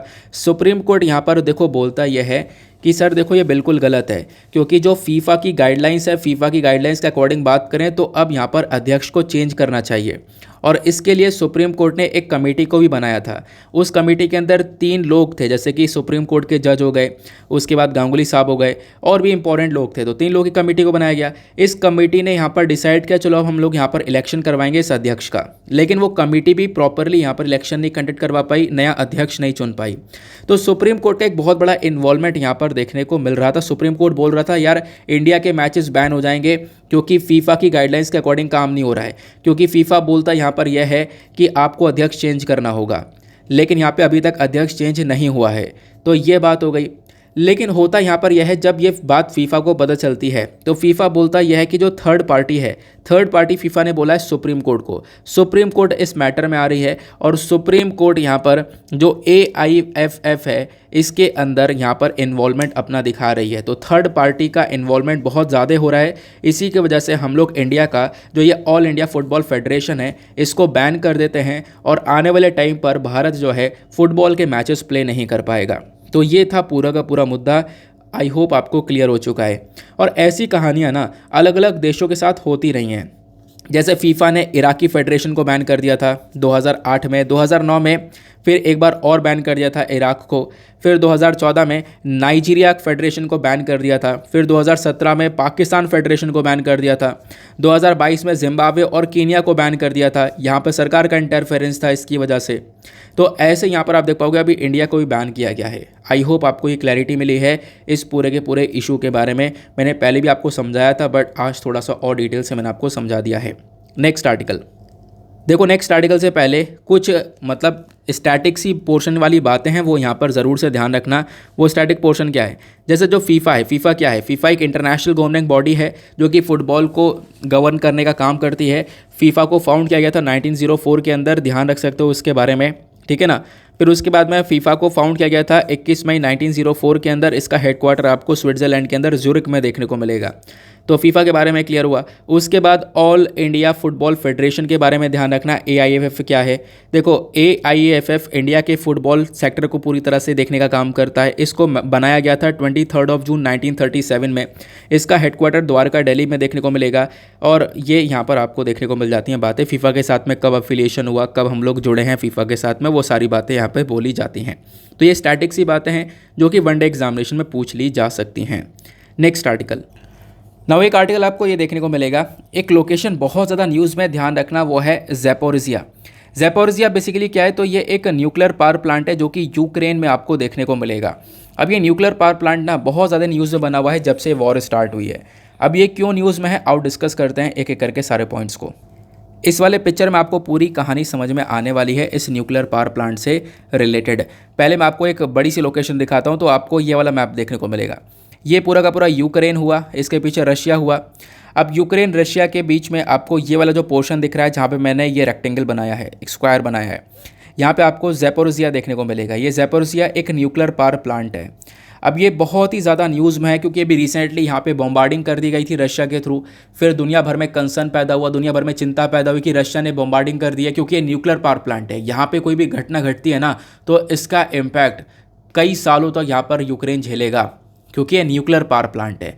और न्यूक्लियर चीज़ जो होती है वो कितनी खतरनाक होती है ये हमने देखा है हिरोशिमा नागासाकी के अंदर जो बॉम्बिंग हुई थी उसको देखते हुए, ठीक है ना। तो ये जो प्लांट है, इस प्लांट को लेकर एक डेंजर देखने को मिल रहा है। क्लियर हो गया? ज़ैपोरिज़िया ये न्यूक्लियर पावर प्लांट कहाँ पर है? अगर आप लोग देखोगे तो ये चर्चा में इसलिए है क्योंकि रशिया ने प्लान किया है कि इस पावर प्लांट को शट डाउन करा जाए, ऐसा यहाँ पर यूक्रेन बोलता है। यूक्रेन बोलता है कि रशिया चाहता है कि इस प्लांट को बंद कर दिया जाए, क्योंकि आज के टाइम पर ये प्लांट चल रहा है। और पावर प्लांट इसका काम क्या है? इलेक्ट्रिसिटी को पैदा करना, बिजली का उत्पादन करके ये पूरे यूक्रेन के आसपास के एरिया को बिजली दे रहा है। तो फ्राइडे में यूक्रेन ये बोलता है कि रशिया प्लान ये कर रहा है कि इस प्लांट को स्विच ऑफ कर दिया जाए। और स्विच ऑफ कर दिया जाए, इससे क्या होगा? यूक्रेन के अंदर एनर्जी क्राइसिस बढ़ जाएंगे और फिर यूक्रेन को यहाँ पर यूक्रेन के ऊपर एक वॉर का इम्पैक्ट देखने को मिलेगा। तो रशिया ये चाहता है, ऐसा यहाँ पर यूक्रेन बोलता है। लेकिन रशिया यहाँ पर बोलता है ऐसा कुछ भी नहीं है। और रशिया यहाँ पर बोलता है कि देखो ना, ये आज के टाइम पर हम लोगों ने कोई भी हैवी वेपन और हैवी बॉम्ब वगैरह वहाँ पे नहीं रख रखे हैं, रशिया ये बोलता है। लेकिन अब यूनाइटेड नेशन क्या मेंशन करता है, देखो यूनाइटेड नेशन अपने कंसर्न दिखाता है। यूनाइटेड नेशन यहाँ पर ये बोलता है, यूनाइटेड नेशन के जो आज के टाइम पर सेक्रेटरी देखने को मिलेंगे एंटोनियो गुटेरेस, इनका कहना यहाँ पर यह है कि जो प्लांट है ये जो प्लांट है ये यूक्रेन के अंदर इलेक्ट्रिसिटी को बनाता है, इलेक्ट्रिसिटी यहाँ पे प्रोड्यूस करता है और ये प्लांट यूक्रेन को बिलोंग करता है। और जो इलेक्ट्रिसिटी प्रोड्यूस होती है ये यहाँ पे यूक्रेन के शहरों के अंदर जाती है। तो जो प्रिंसिपल है उसको फुल्ली रिस्पेक्ट करना चाहिए और रशिया को ऐसा बिल्कुल नहीं करना चाहिए कि इस प्लांट को शट डाउन किया जाए, क्योंकि अगर ये न्यूक्लियर प्लांट शट डाउन होता है तो यूक्रेन के अंदर एनर्जी क्राइसिस जो है ना वो बहुत ज़्यादा बढ़ जाएंगे, ऐसा यहाँ पर बोला जाता है। अब इस प्लांट का थोड़ा सा यहाँ पर फैक्चुअल डेटा जान लो क्योंकि इंपॉर्टेंट है। इस प्लांट को बनाया गया था 1985 में। इसकी जो कैपेसिटी है वो लगभग 6000 मेगावाट्स के आसपास देखने को मिलती है। इस प्लांट का पूरा लोकेशन ये है। इसमें रेडियो वेस्ट स्टोरेज ये है, यहाँ पर सारा का सारा रेडियो वेस्ट रखा जाता है। ये 6 रिएक्टर्स हैं इस प्लांट के अंदर में। ये कूलिंग टावर है जो कि ठंडा करने में मदद करता है। तो आई होप आप लोगों को यहाँ पे समझ में आया होगा। तो जो ज़ैपोरोजिया है ना ये यूरोप का एक सबसे बड़ा न्यूक्लियर पावर प्लांट है। तो क्वेश्चन बन सकता है यूरोप का बिगेस्ट न्यूक्लियर पावर प्लांट तो ज़ैपोरोजिया आपको देखने को मिलेगा। इसके अंदर 6 वाटर कूलर रिएक्टर्स देखने को मिलते हैं। बहुत सारा यूरेनियम है और यूरेनियम से ही क्या बनता है, न्यूक्लियर वेपन बनता है। यूरेनियम अगर विस्फोट हो जाए तो फिर इससे क्या होगा, बहुत ज़्यादा क्राइसिस देखने को मिल सकते हैं। तो डेंजर यहाँ पर यही है कि इस प्लांट के ऊपर रिसेंटली बॉम्बार्डिंग भी करी गई थी, तब बहुत ज़्यादा प्रॉब्लम क्रिएट हो रही थी। जब रशिया यूक्रेन का इशू चल रहा था तो बॉम्बार्डिंग कर दी गई। अब यूक्रेन ने बोला कि रशिया ने बॉम्बार्डिंग करी है और रशिया बोल रहा है हमने करी नहीं है, ठीक है ना। तो इस प्रकार से चीज़ें यहाँ पर लगातार चल रही थी। आई होप आपको ये पूरा का पूरा इशू जो है वो क्लियर हो चुका है। ज़ैपोरोजिया बहुत ज़्यादा न्यूज़ में है, इसकी वजह से आप लोगों को बिल्कुल अच्छे से इसके बारे में पढ़ लेना है, ठीक है ना। तो crisis around nuclear power plant और बहुत ज़्यादा डीप हो चुके हैं और ज़्यादा गहरे हो चुके हैं। वो क्राइसिस क्या हो रहे हैं वो हमने डिस्कस किया। नाउ नेक्स्ट आर्टिकल पर आते हैं। हमारा साइंस एंड टेक वाला पेज है। साइंस एंड टेक पेज पर यहाँ पर कोविड से संबंधित आर्टिकल्स आपको देखने को मिलेंगे, तो कोविड वाला आर्टिकल छोड़ देना। एक आर्टिकल ये देखने को मिलेगा, ये थोड़ा सा अलग है। यहाँ पर डॉक्टर बाला सुब्रमण्यन जी कुछ चीज़ें लिखते हैं किस चीज़ को लेकर कि देखो राइस का जो प्रोडक्शन है उसको हम लोग इम्प्रूव कर सकते हैं एक जीन को ऐड करके। जीन क्या होती है, जैसे कि आपने देखा होगा डीऑक्सीराइबोन्यूक्लिक एसिड, डीएनए, आरएनए, ये सारे हमारे जीन्स देखने को मिलते हैं। अब यहाँ पे जो ये फसल है यानी कि चावल की जो फसल है, इस फसल को हम लोग बहुत बढ़ा सकते हैं, इम्प्रूव कर सकते हैं, लेकिन इसके अंदर एक अलग से जीन ऐड करना होगा। अब वो जीन कौन सा हो सकता है इसको समझेंगे।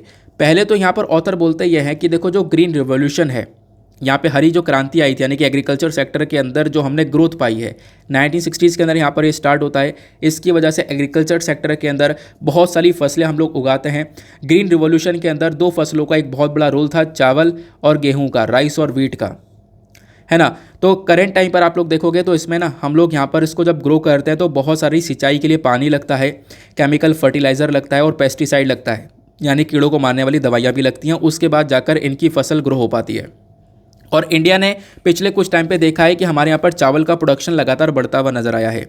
लेकिन अब यहाँ पे 50 साल बाद हो ये रहा है कि कुछ नेगेटिव इफ़ेक्ट्स भी देखने को मिल रहे हैं। नेगेटिव इफ़ेक्ट्स यहाँ पर ये हैं कि जो आज के टाइम पर फसल उगाई जा रही है इसका इम्पैक्ट डायरेक्टली एनवायरनमेंट के ऊपर पड़ रहा है। एनवायरनमेंट के ऊपर एक बुरा इम्पैक्ट पड़ रहा है, ऐसा यहाँ पर बोला गया, क्योंकि हम लोग ज़्यादा फूड को ऑब्टेन करने के लिए कि यहाँ ज़्यादा फसल उगाई जाए, इसकी वजह से यहाँ पर कुछ इस प्रकार से काम किया जा रहा है जो कि हमारे डायरेक्टली एनवायरनमेंट को अफेक्ट कर रहा है। यहाँ पर बोला गया कि नाइट्रोजन फर्टिलाइजर्स का ज़्यादा इस्तेमाल किया जा रहा है। जो एग्रो केमिकल्स हैं, एग्रीकल्चर के अंदर जो केमिकल्स का इस्तेमाल हो रहा है उसका यूज़ बढ़ चुका है, जो कि डायरेक्टली हमारे एनवायरनमेंट को नुकसान कर रहा है। तो क्या है ना, इसी चीज़ का यहाँ पर एक सलूशन लाने के बारे में चर्चा की गई है। और वो सलूशन क्या है, यहाँ पर इस पहेली का सुलझाव यहाँ पर ये देखने को मिलता है कि इसके अंदर एक एडिशनल जीन ऐड कर दी जाए, एक जीन का यूज़ किया जाए, तो इससे ये सारी समस्याओं का एक हल निकल सकता है। एक रिपोर्ट आती है, रिपोर्ट के अंदर बताया गया कि जो चाइना की राइस वैरायटी है, चावल की जो वैरायटी है, इसका अ second copy of one of its own gene, यानी कि खुद का, ध्यान रखना, खुद का यहाँ पर जो जीन है उसी की बात की जा रही है। बोला गया कि देखो मान लो एक राइस है, इसी का जीन यूज़ किया गया, इसी की जीन का सेकेंड कॉपी, इसी के जीन का जो सेकेंड कॉपी है अगर हम इसको ऐड करते हैं, when a second copy of single gene is added to rice, अगर हम इसको राइस में ऐड कर दें तो इससे जो चावल के अंदर जो इसकी फसल है इसके अंदर जो फोटोसिंथेसिस का प्रोसेस है वो इम्प्रूव हो जाएगा, नाइट्रोजन को बहुत अच्छे से यूज़ कर पाएगा, प्लस यहाँ पर ये बहुत जो फसल है एफिशिएंटली ग्रो करेगी और भरपूर मात्रा में हम लोग को अनाज मिल पाएगा। तो ध्यान रखना, यानी जो ये क्रॉप है इसी का जो जीन है उसकी सेकंड कॉपी यहाँ पर यूज़ करने के बारे में चर्चा की जा रही है। इससे राइस का हम लोग प्रोडक्शन बढ़ा सकते हैं। देखो ऐसा हम लोग पहले कर चुके हैं। कब कर चुके हैं? आपने बीटी कॉटन के बारे में सुना होगा। अब बीटी कॉटन क्या है? बीटी कॉटन के अंदर भी हम लोगों ने क्या किया हुआ है, हमने जीन को ट्रांसफ़र किया हुआ है। लेकिन जो बीटी कॉटन है इसके अंदर हम लोगों ने फॉरेन जीन का इस्तेमाल किया था, यानी एक बाहर के जीन का इस्तेमाल किया था, बाहर के जीन को इंट्रोड्यूस किया था, ठीक है ना। लेकिन हम लोग यहाँ पे बाहर के जीन का बात नहीं कर रहे हैं, हम लोग खुद का जो इस फसल का जो खुद का जीन है उसकी बात कर रहे हैं। एग्जाम्पल अगर मैं आप लोगों को बताऊँ, जो बीटी कॉटन है, बीटी कॉटन में आप लोगों ने देखा कि यहाँ पे जो जीन का ट्रांसफ़र है एक बैक्टीरियम बैसिलस थ्रोजेनिस, इससे यहाँ पर जो जीन है ये निकाले गए और निकालने के बाद में जो नॉर्मल कॉटन है ना उसके अंदर ये जीन ऐड कर दिया गया। तो मतलब बाहर से जीन निकाला, फॉरेन जीन को लाए और फॉरेन जीन को ऐड कर दिया। लेकिन यहाँ पे फॉरेन जीन की बात नहीं की जा रही है, यहाँ पे बात की जा रही है खुद के जीन की। तो खुद यहाँ पे एक फसल है, इसकी जीन निकाली, उसका सेकंड कॉपी जो है वो हम लोग ऐड कर देंगे इसी के अंदर, तो इससे यहाँ पर इसकी फसल बढ़ सकती है, ऐसा यहाँ पर इनका कहना है, ठीक है ना। अब जब फसल बढ़ेगी तो एक्सपोर्ट वगैरह भी इंक्रीज़ होता हुआ नजर आएगा। अब राइस एक्सपोर्ट में इंडिया वैसे ही आ गए, ये वाला डेटा आप लोग अपने पास में लिख सकते हो। इंडिया जो है ना दुनिया का लार्जेस्ट एक्सपोर्टर माना जाता है राइस के मामले में। हम लोगों ने साल 2021-22 में लगभग 18.75 मिलियन मैट्रिक टन के आसपास चावल को एक्सपोर्ट किया था। लगभग 150 देशों को ये चावल गया था भारत की साइड से। तो ये आप कह सकते हो एक्सपोर्ट जो है वो इंडिया की साइड से काफ़ी ज़्यादा होता है, लेकिन इस कदम को उठा लेते हैं तो इससे और ज़्यादा एक्सपोर्ट को हम लोग बढ़ा सकते हैं, ऐसा यहाँ पर बोला जाता है, ठीक है ना। क्लियर हो गया। अब एक बात ध्यान रखना, जो मैंने आपको बीटी कॉटन वाला बताया है, बीटी कॉटन के अंदर क्या हो रहा है कि एक पर्टिकुलर कॉटन से जीन निकाला, दूसरे वाले के अंदर ऐड कर दिया, मतलब फॉरेन जीन को लेकर आए हैं। तो इसको हम लोग जेनेटिक मॉडिफिकेशन भी कहते हैं कि जीन के अंदर बदलाव कर दिया गया। लेकिन यहाँ पे ये है ना जिसके अंदर हमने क्या किया कि जो सेम जीन है उसी सेम जीन को वापस से यूज़ कर दिया, यानी कि एक पर्टिकुलर क्रॉप है इसी के सेम जीन को वापस से यूज़ कर दिया, तो उसको जेनेटिकल मॉडिफिकेशन नहीं कहते, ध्यान रखना। इसको हम लोग जेनेटिक मॉड्यूलेशन बोलते हैं। तो जेनेटिक मॉड्यूलेशन जब सेम जीन का इस्तेमाल होता है, जेनेटिक मॉडिफिकेशन जब एक दूसरे बाहर वाले जीन का इस्तेमाल होता है। क्लियर हो गया। तो ये बातें यहाँ पर बताई जाती हैं। आई होप आपको यहाँ पे काफ़ी अच्छी तरीके से ये पूरा का पूरा इशू क्लियर हो चुका है। Adding a second copy of one of its own gene has boosted the yield of Chinese variety by 40%। China के अंदर ऐसा किया भी गया है। आगे आते हैं उसके बाद नेक्स्ट आर्टिकल पर। अब ये फ्रीक्वेंट वास्क क्वेश्चंस आपको क्लियर हुए। फिर उसके बाद में वर्ल्ड पेज पर आएंगे तो वर्ल्ड पेज पर आपको देखने को मिलेंगे दो आर्टिकल, बिजनेस सेक्शन पर दो आर्टिकल देखने को मिलेंगे। ये वाला कुछ खास नहीं है। यहाँ पे बोला गया चाइना जो है वो रशिया से बहुत ज़्यादा कोल आज के टाइम पर इम्पोर्ट कर रहा है, कोयला इम्पोर्ट कर रहा है। अभी हम ये देख रहे हैं कि रशिया यूक्रेन का जैसी वॉर स्टार्ट होता है, जो वेस्टर्न कंट्रीज़ हैं वो लगातार रशिया के ऊपर बहुत सारे सैंक्शंस को लगा देती हैं। उन सैंक्शंस को लगाने के बाद में हम लोग ये सोच रहे थे कि रशिया की हालत ख़राब हो जाएगी, कोई व्यापार नहीं करेगा, और ऐसा हुआ भी। बहुत सारे देशों ने व्यापार करना बंद कर दिया। लेकिन यहाँ पर इसी चीज़ का फ़ायदा उठाया इंडिया और चाइना जैसे देशों ने, और हम लोगों ने खूब व्यापार किया क्योंकि रशिया ने हम लोगों को यहाँ पर डिस्काउंट में कच्चा तेल, कोयला वगैरह प्रोवाइड करवाया है। तो ये जो बैन है ना, इस बैन की वजह से रशिया को डिस्काउंट में ये बेचना पड़ा, और इसी की वजह से भारत ने बहुत सारा कच्चा तेल परचेज़ किया रशिया से डिस्काउंट में। साथ ही साथ में चाइना ने रशिया से बहुत सारा कोयला भी इंपोर्ट किया है। इतना कोयला इंपोर्ट कर लिया इस बार कि पिछले 5 सालों के अंदर नहीं किया था। तो मतलब आप पिछले 5 सालों से कंपैरिजन कर रहे हो ना, तो आज के टाइम पर कोयला बहुत सारा इंपोर्ट किया गया चाइना के थ्रू, ऐसा यहाँ पर बोला गया। क्लियर हुआ। तो इसमें कुछ अलग से डेटा पढ़ने वाला नहीं था, इसकी वजह से ज़्यादा डिटेल में जाने की ज़रूरत नहीं है। अब यहाँ पर ये जो आर्टिकल है इसको यहाँ पे थोड़ा सा डिटेल में पढ़ने की ज़रूरत है। कुछ इंपॉर्टेंट चीज़ें हैं जो कि आपसे एग्जामिनेशन में पूछी जा सकती हैं। तो लार्सन एंड टोब्रो, जो आपको ये लार्सन और टोब्रो देखने को मिलता है ना, इन्होंने यहाँ पर बोला है कि हम लोग एक ग्रीन हाइड्रोजन प्लांट लगा रहे हैं हजीरा के अंदर। अब जो ये ग्रीन हाइड्रोजन प्लांट है ये बहुत मदद करेगा भारत की। अब ये ग्रीन हाइड्रोजन जो टर्म है ये अपने आप में काफ़ी इंपॉर्टेंट है, इसको डिटेल से डिस्कस करेंगे।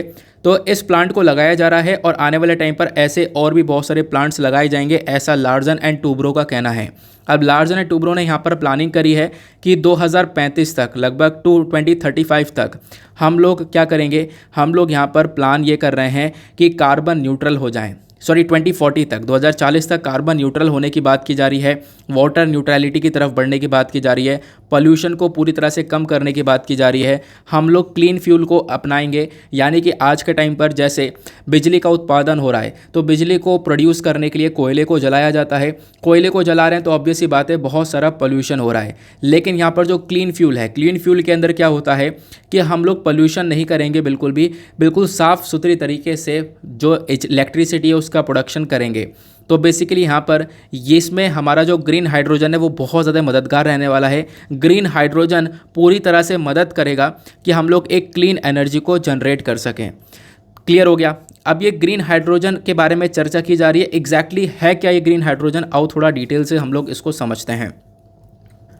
देखो पहली बात तो ये देखो हाइड्रोजन क्या होता है। हाइड्रोजन यहाँ पर सबसे ज़्यादा पाया जाने वाला एलिमेंट आपको देखने को मिलेगा पृथ्वी के ऊपर, और हाइड्रोजन को हम लोग एज अ फ्यूल इस्तेमाल कर सकते हैं, ये हमें बात पता है। हाइड्रोजन के अलग अलग प्रकार आपको देखने को मिल जाते हैं, जैसे कि यहाँ पर आप लोग कह सकते हो ग्रीन हाइड्रोजन हो गया, है ना, फिर उसके बाद में brown hydrogen, grey hydrogen, blue hydrogen. सबको बनाने का अलग अलग तरीका है, इनके बनाने के तरीके के ऊपर ही यहाँ पर इनको नाम दिया जाता है। एग्जाम्पल मैं आपको बताता हूँ, जो ये ग्रीन हाइड्रोजन है इसको ग्रीन हाइड्रोजन का नाम क्यों दिया, नाम से पता चल रहा होगा क्योंकि इससे पोल्यूशन वगैरह पैदा नहीं हो पा रहा होगा, है ना। आओ समझते हैं इसको। इस वाले पिक्चर को देखो, देखो यहाँ पे हमें क्या करना है, ग्रीन हाइड्रोजन बनाना है। कैसे बनता है ग्रीन हाइड्रोजन, एक एक करके चीज़ों को समझते हुए चलना। सबसे पहली बात हम लोग क्या करेंगे ना, एक इलेक्ट्रोलाइज़र के अंदर, ये क्या है अपना इलेक्ट्रोलाइज़र है, इसके अंदर हाइड्रोजन डालेंगे। हाइड्रोजन को दो भागों में तोड़ना है। हाइड्रोजन में से हमें ऑक्सीजन और हाइड्रोजन बोल रहा हूँ, वाटर H2O, वाटर की बात की जा रही है। वाटर को क्या करना है, इस इलेक्ट्रोलाइज़र में जो पानी होगा, पानी को दो भागों में तोड़ना है। पानी को दो भागों में कैसे तोड़ेंगे, एक में से हमें ऑक्सीजन निकालना है और दूसरी तरफ हमें हाइड्रोजन निकालना है। अब इस पानी को ऑक्सीजन और हाइड्रोजन में सेपरेट करने के लिए क्या होगा, यहाँ पे हमें इलेक्ट्रोलिसिस करना होगा, और उस इलेक्ट्रोलिसिस को करने के लिए एनर्जी चाहिए, बिजली चाहिए। अब ऑब्वियस ही बात है, मान लो अगर वो बिजली कोयला जलाकर पैदा होती है तो वो तो यहाँ पर ग्रीन हाइड्रोजन हुआ ही नहीं ना, क्योंकि एनवायरनमेंट के अंदर कहीं ना कहीं पोल्यूशन हो रहा है। लेकिन वही बिजली अगर हम लोग रिन्यूएबल एनर्जी के माध्यम से प्रोड्यूस करें, यानी कि सूर्य के माध्यम से प्रोड्यूस हो रही है, सोलर एनर्जी का इस्तेमाल हो रहा है, विंड एनर्जी का इस्तेमाल हो रहा है, तो यहाँ पे तो कोई पोल्यूशन हुआ नहीं ना। तो यही एग्जैक्टली ग्रीन हाइड्रोजन है, यानी पानी के अंदर जो इलेक्ट्रोलिसिस करवाया गया है ना, तो इसके अंदर जो एनर्जी की रिक्वायरमेंट थी वो हम लोगों ने रिन्यूएबल एनर्जी इस्तेमाल की है वहाँ पर। और जब हम लोग रिन्यूएबल एनर्जी को इस्तेमाल करेंगे और पानी स्प्लिट हो जाएगा ऑक्सीजन और हाइड्रोजन में, इसी को हम लोग बोलते हैं, इसमें से हाइड्रोजन क्या होगा हम लोग अलग कर लेंगे, हाइड्रोजन को निकाल लेंगे, उसको स्टोर कर लेंगे और अपने जगह पर भेज देंगे। इसी को हम लोग बोलते हैं ग्रीन हाइड्रोजन। क्यों? क्योंकि एट द लास्ट यहाँ पे जो बिजली का इस्तेमाल किया गया है, एनर्जी का इस्तेमाल किया गया है, वो यहाँ पर रिन्यूएबल एनर्जी है, सोलर एनर्जी या विंड एनर्जी आपको ये देखने को मिलेगी।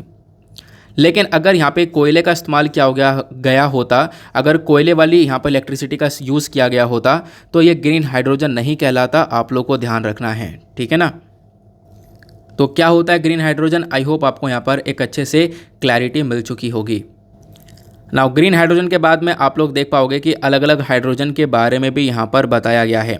जैसे ब्लू हाइड्रोजन की बात करें, ब्राउन हाइड्रोजन की बात करें। अब ब्राउन हाइड्रोजन में क्या हो रहा है, कोयला जलाया जा रहा है, कोयला जला के हमें इलेक्ट्रिसिटी का यूज़ कर रहे हैं, इस वजह से यहाँ पर इसको ब्राउन हाइड्रोजन बोला गया। ग्रे हाइड्रोजन के अंदर यहाँ पर नेचुरल गैस का यूज़ किया जा रहा है। ब्लू हाइड्रोजन के अंदर नेचुरल गैस का इस्तेमाल तो कर रहे हैं, लेकिन जो यहाँ पर एमिशन, जो पोल्यूशन होता है, उसको वापस से कैप्चर कर लिया जाता है, वापस से यहाँ पर स्टोर कर लिया जाता है। तो मतलब ब्लू हाइड्रोजन में भी पोल्यूशन ज़्यादा होता नहीं है। क्लियर हो गया। तो हाइड्रोजन बेसिकली एक एनर्जी कैरियर है, ध्यान रखना। तो एनर्जी कैरियर की तरह हम लोग यहाँ पर ध्यान रखते हैं, एनर्जी का सोर्स नहीं है, एनर्जी कैरियर आपको देखने को मिलेगा। अब क्या है ना, इसको हम लोग डिलीवर भी कर सकते हैं और बहुत सारा अमाउंट में स्टोर भी कर सकते हैं। हाइड्रोजन का इस्तेमाल कर सकते हैं बिजली को प्रोड्यूस करने में, पावर को जनरेट करने में और हीट को जनरेट करने में। इसी वजह से इसके यूज़ भी काफ़ी ज़्यादा बढ़ जाते हैं। क्लियर हुआ। चलो आगे चलते हैं उसके बाद नेक्स्ट आर्टिकल की तरफ। अब ये फ्रीक्वेंट आस्क्ड क्वेश्चन के ऊपर जो पावर प्लांट वाला था मुद्दा था वो मैंने आपको समझा ही दिया है। एक छोटा सा आर्टिकल ये देखने को मिलेगा, कश्मीर वोटर लिस्ट इशू। ये कंट्रोवर्सी क्या है मैं आपको थोड़ा सा समझाता हूँ। देखो पहले मैं आपको थोड़ा बैकग्राउंड पर लेकर चलता हूँ। आपको पता होगा जम्मू एंड कश्मीर, अब यहाँ पे होता क्या है 2019 में जो जम्मू एंड कश्मीर है यहाँ पर आर्टिकल जो 370 था उसको अब्रोगेट कर दिया गया। आर्टिकल 370 इनऑपरेट हो गया। आर्टिकल 370 हटने से पहले जम्मू एंड कश्मीर के अंदर चीज़ें वहाँ के हिसाब से हुआ करती थी। इनके पास में खुद का अपना एक्ट था, खुद के अपने रूल्स एंड रेगुलेशन थे। जैसे खुद का एक्ट था जम्मू एंड कश्मीर मैं आपको बताऊँगा, अलग अलग इनके खुद के एक्ट आपको देखने को मिल जाते हैं। जैसे यहाँ पर आप कहोगे ये अपने रूल्स एंड रेगुलेशन के हिसाब से चल रहे थे। अब 2019 में 5 अगस्त को यहाँ पे ये आर्टिकल 370 को हटा दिया जाता है। नहीं तो इससे पहले क्या हो रहा था, इससे पहले जम्मू एंड कश्मीर के अंदर जो इलेक्शंस वगैरह हो रहे थे, यहाँ पे जो असेंबली थी उस असेंबली के अंदर जो इलेक्शंस हो रहे थे वो Jammu and Kashmir representation of the people act 1957 के अकॉर्डिंग हो रहे थे, यानी वहाँ के एक्ट के अकॉर्डिंग हो रहे थे। और वहाँ का एक्ट ये बोलता है कि इन असेंबली इलेक्शन के अंदर जो वोटर होंगे वो वोटर कौन होंगे, जो कि यहाँ पे परमानेंट रेसिडेंट होंगे जम्मू एंड कश्मीर के। जो जम्मू एंड कश्मीर के लोग होंगे ना उन्हीं के पास में वोटिंग राइट मिलेगा। ऐसा पहले वाला एक्ट बोला करता था कि अगर जम्मू एंड कश्मीर के अंदर असेंबली में वहाँ पे वोटिंग करनी है तो उसके लिए वहाँ का मेंबर होना ज़रूरी है, एक परमानेंट रेसिडेंट होना ज़रूरी है, उसके पास में परमानेंट रेसिडेंट सर्टिफिकेट होना ज़रूरी है, डोमिसाइल सर्टिफिकेट होना ज़रूरी है, तब जाके उसको वोटिंग राइट मिलेंगे। तो ये पहले हुआ करता था। लेकिन 5 अगस्त 2019 में आर्टिकल 370 को जब हटाया गया तो उसके बाद वहाँ की जो अलग से चीज़ें हो रही थी वो सब यहाँ पर हट जाती हैं। अब रिसेंटली आपको पता है कि यहाँ पे क्या किया गया कि डीलिमिटेशन कमीशन लेकर आया गया और डीलिमिटेशन किया गया, यानी कि कॉन्स्टिट्यूंसीज़ को बांट दिया गया। तो आज के टाइम पर आपको यहाँ पे अलग अलग कॉन्स्टिट्यूंसीज़ देखने को मिल जाती हैं। तो बोला ये जा रहा है कि अब पहले के हिसाब से तो चलेंगे नहीं, तो अब पहले के हिसाब से नहीं चलेंगे तो नया जो यहाँ पे इलेक्शन होगा, जो नया इलेक्शन होगा यहाँ पे असेंबली में, वहाँ पे सभी लोगों को वोटिंग राइट मिलने वाले हैं। तो एडिशनली 20 से 25 लाख नए वोटर यहाँ पर फाइनल लिस्ट में ऐड होंगे जम्मू एंड कश्मीर के, ये बोला जा रहा है। अभी तक यहाँ पर कौन लोग थे, जो जम्मू एंड कश्मीर के परमानेंट रेसिडेंट थे, जिनको परमानेंट रेसिडेंट का सर्टिफिकेट मिला हुआ है, या फिर आप कह सकते हो परमानेंट सर्टिफिकेट के साथ साथ यहाँ पर जिनको डोमिसाइल सर्टिफिकेट मिला हुआ है, वही लोग सिर्फ और सिर्फ वोटिंग राइट्स को एक तरीके से अवेल करते थे, उन्हीं को वोटिंग राइट्स मिला करते थे। लेकिन अब यहाँ पर बहुत सारे लोग उनके अलावा भी एलिजिबल हो पाएंगे वोटिंग देने के लिए। तो अगर वहाँ पे असेंबली की कॉन्स्टिट्यूंसी में वोटिंग करनी है तो उसके लिए अब नए लोग भी ऐड हो सकते हैं। ऐसा यहाँ पे बोला गया है कि 20 से 25 लाख नए लोगों को वोटिंग राइट्स दिए जाने वाले हैं। तो ये इलेक्शन कमीशन ऑफ इंडिया का नया स्टेटमेंट निकल कर आता है। आई होप आपको यहाँ पर ये सारी बातें बहुत अच्छे से क्लियर हो चुकी हैं। तो यहाँ पे आप कह सकते हो कि बहुत सारे लोग जो पीओके से आए थे, पाकिस्तान ऑक्यूपाइड कश्मीर के जो लोग हैं, उनको वोटिंग राइट्स नहीं मिला करते थे पहले, लेकिन अब उनको भी वोटिंग राइट्स मिलेगा। अब वो लोग भी यहाँ पर वोट दे पाएंगे। क्लियर हुआ। अब हालांकि इस चीज़ से काफ़ी सारे लोग नाराज़ भी हैं, जो खासकर जम्मू एंड कश्मीर की पॉलिटिकल पार्टीज़ हैं वो काफ़ी नाराज़। उनका कहना है ये बिल्कुल सही स्टेप नहीं है, इससे यहाँ पर जो इनकी लोकल इलेक्टोरल डेमोक्रेसी है वो यहाँ पर बेकार हो रही है। यानी जो इनकी इलेक्टोरल माइनॉरिटी, मतलब जो लोकल लोग हैं वो बेसिकली माइनॉरिटी के अंदर आ जाएंगे, फिर बाहर के लोग ज़्यादा वोट देने लगेंगे, लोकल लोग कम वोट देने लगेंगे, ऐसा यहाँ पर इनका कहना है। लेकिन यहाँ पर चेंज ये हो चुका है कि अब बहुत सारे जो लोग हैं वेस्ट पाकिस्तान के अंदर, पाकिस्तान ऑक्यूपाइड कश्मीर के अंदर रहा करते थे, जो कि यहाँ पे जम्मू एंड कश्मीर में बाद में शिफ्ट हो जाते हैं, अब उनके पास में वोटिंग राइट्स नहीं था, अब वो भी वोट देंगे। तो 20 से 25 लाख नए वोटर जब ऐड हो जाएंगे तो इससे यहाँ पे क्या हो सकता है, प्रॉब्लम क्रिएट हो सकती है, ऐसा वहाँ की लोकल पॉलिटिकल पार्टीज़ का कहना है। क्लियर हो गया।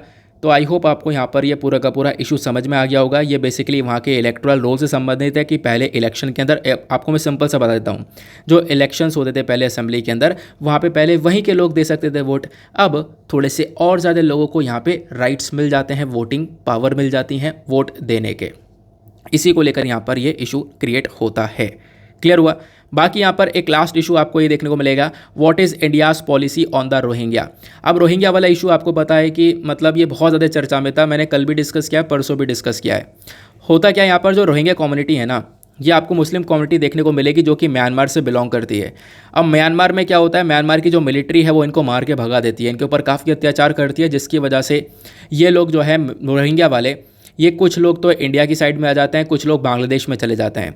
इस प्रकार से यहाँ पर ये शिफ्ट हो जाते हैं और बांग्लादेश, इंडिया या जिस भी देश में ये जाते हैं एज अ रेफ्यूजी जाते हैं, यानी शरण लेने के लिए जाते हैं।